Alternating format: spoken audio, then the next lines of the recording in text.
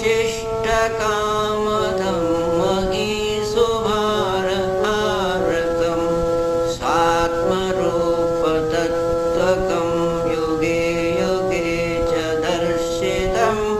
तं नमामि देवदेवरामकृष्णमीश्वरं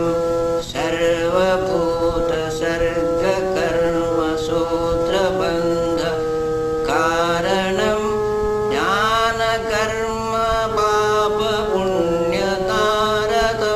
ज्ञानकर्मपापपुण्यतारतम्यसाधनं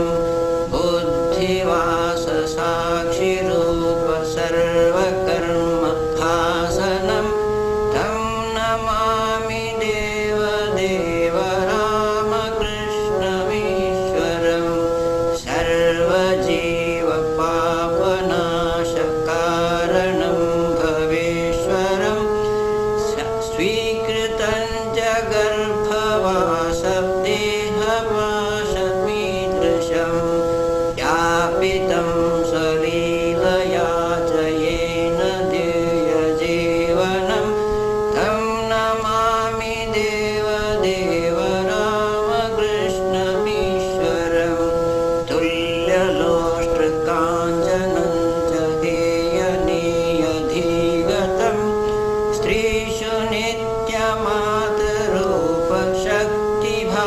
नित्यमातरूपशक्तिभावभावुकं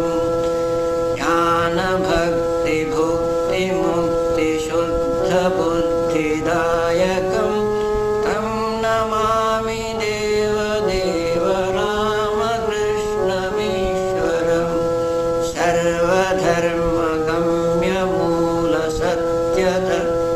सर्वधर्मगम्यमूलसत्यतत्त्वदेशकं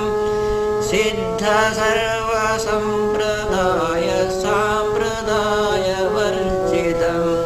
सर्वशास्त्रमर्मदर्शि सर्वविन्निरक्षरं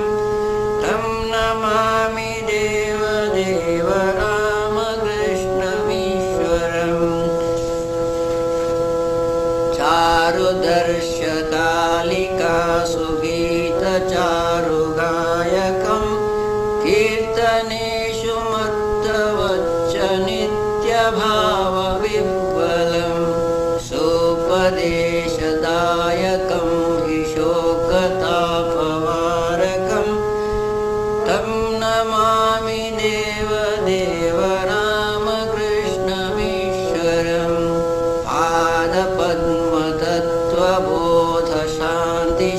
पादपद्मतत्त्वबोधशान्तिसौख्यदायकं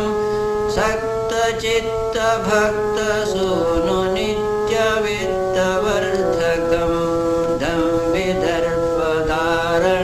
तु निर्भयं जगद्गुरुं तं नमामि देवदेवरामकृष्णमीश्वरं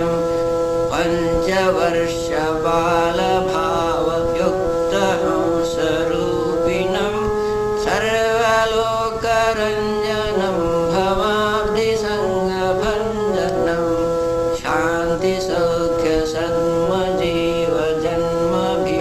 शान्तिसौख्यसन्मजीवजन्मभीतिनाशनं तं नमामि देवदेवरामकृष्णमीश्वरं धर्महानहारकं त्वधर्मकर्मपारकं लोकधर्मचारणं च सर्वधर्मकोविदं त्यागिकेहि सेव्य नित्यपावनाद्रिपङ्कजं तं नमामि देवदेवरामकृष्णमीश्वरं स्तोत्रशून्यसोमकं सदेशभावव्यञ्जकं नित्यपाठकस्य वैर्विपत्तिपुञ्जनाशकं स्यात्कदापि जापरागयो